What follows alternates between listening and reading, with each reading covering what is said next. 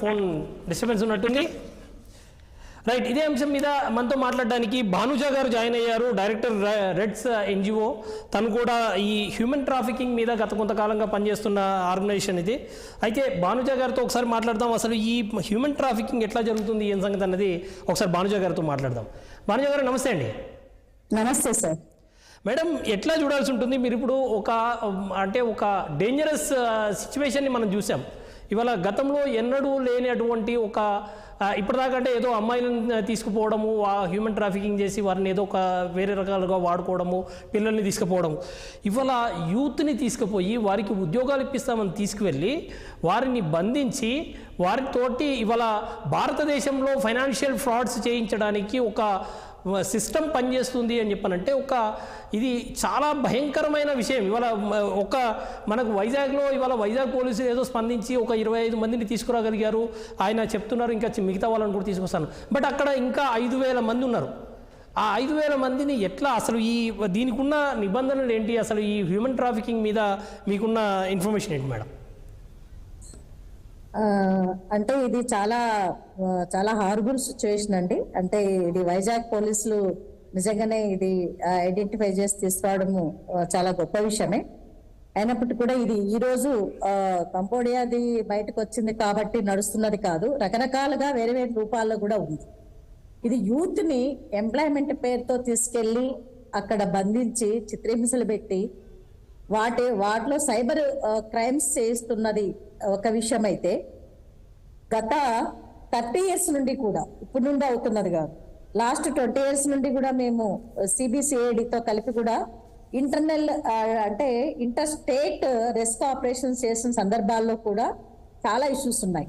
అది inter state కాబట్టి మన ఇండియా అది సైబర్ క్రైమ్స్ అన్నప్పుడు వీసా, పాస్పోర్ట్ వీటి మీద డిపెండ్ అయి కూడా ఉంటుంది. వీసా, పాస్పోర్టులు కూడా చేసేకి ఎంత పెద్ద స్థాయిలో బ్రోకర్స్ ఉన్నారు, ఆ మీడియేటర్లు ఎవరైతే ఉన్నారో దీన్ని చేసే విధానంలో ఒక మంచి సిస్టమ్ అనేది మన ఇండియాలో లేదని చెప్పచ్చు. అది ఏపీ కావచ్చు, తెలుగు రాష్ట్రాలనే కాకుండా ఇండియాలో వేరు వేరు రాష్ట్రాల్లో ఉన్న సిచ్యువేషన్ కూడా ఏంటంటే పాస్పోర్ట్, వీసాలు అనేది అది కంట్రోలింగ్ సిస్టమ్ లేదు. దానికోసం చాలా ఏజెంట్లు కూడా ముందుకొచ్చి రకరకాలుగా వాళ్ళ ద్వారా కూడా ఎప్పటి నుండో నడుస్తున్నది. ఇది ఇంత పెద్ద ఎత్తున 5,000 మెంబర్స్ ని ఇప్పుడు మనం ఐడెంటిఫై చేసిన వాళ్ళే ఉంటే చైనా వాళ్ళు ఇంకా ఎన్ని వేల మంది ఉన్నారో మనం ఒకసారి ఊహించాలి. అంటే ఎంత కాలం నుండి నడిస్తే ఇంత పెద్ద క్రైమ్ అవుతుంది అనేది కూడా ఒకటి. ఓకే, పోలీసులు ఎవరెవరి స్థాయిలో వాళ్ళు పనిచేయొచ్చు, కానీ సైబర్ క్రైమ్ సెల్ అన్నప్పుడు అది సెంట్రల్ రెస్పాన్సిబిలిటీ తీసుకోవాలి, అది స్టేట్ రెస్పాన్సిబిలిటీ కాదు.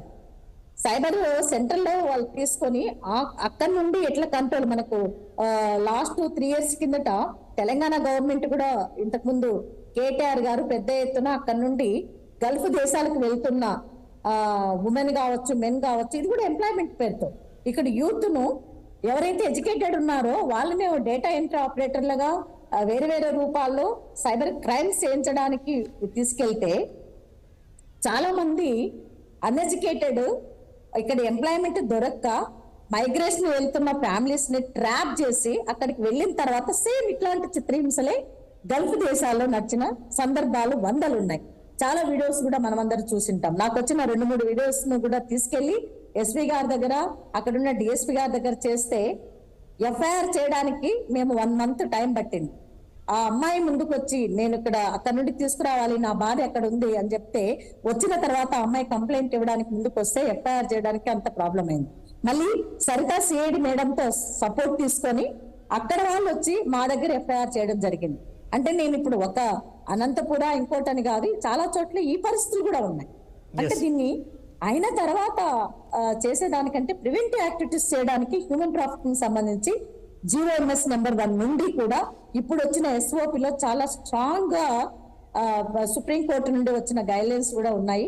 వాటి మీద ఎవరైతే దీని మీద పనిచేయాలో గవర్నమెంట్ తో పాటు సెంట్రల్ తో పాటు స్టేట్ కూడా ఇది కోఆర్డినేషన్ తో పనిచేయగలిగినప్పుడు దీన్ని ప్రివెంటివ్ యాక్టివిటీస్ చేయడానికి అవకాశం ఉంది. అయిన తర్వాత కూడా మరి ఇట్లాంటివి కంటిన్యూ అవుతున్నాయంటే ఇది చాలా హారబుల్ సిచ్యువేషన్.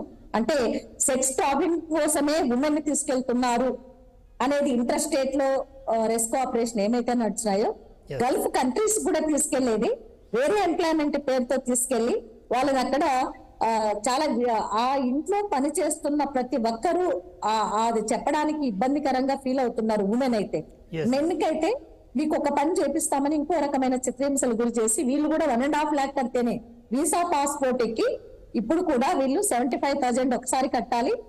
బాంబేలో 1 month పెట్టిన తర్వాత పాస్పోర్ట్ తో అక్కడికి వెళ్ళి వీసా కోసం అని అక్కడ ఆపి వాళ్ళని బ్రోతలకు అమ్మేసిన సందర్భాలు కూడా చాలా మేము చూసాము. మేడం మళ్ళీ వస్తాను మీ దగ్గరికి. ఒక నిమిషం మేడం, ఒక నిమిషం మీ దగ్గరికి మళ్ళీ వస్తాను నేను. జనసేన సీనియర్ నాయకులు ముక్కా శ్రీనివాస్ గారు మనతో ఉన్నారు. కొంత ఈ వైజాగ్లో జరుగుతున్న ఈ మొత్తం పరిణామాలను కొంత దగ్గరగా మానిటర్ చేస్తున్న వ్యక్తి. ముక్కా శ్రీనివాస్ గారు నమస్తే అండి. నమస్తే అండి. నమస్తే.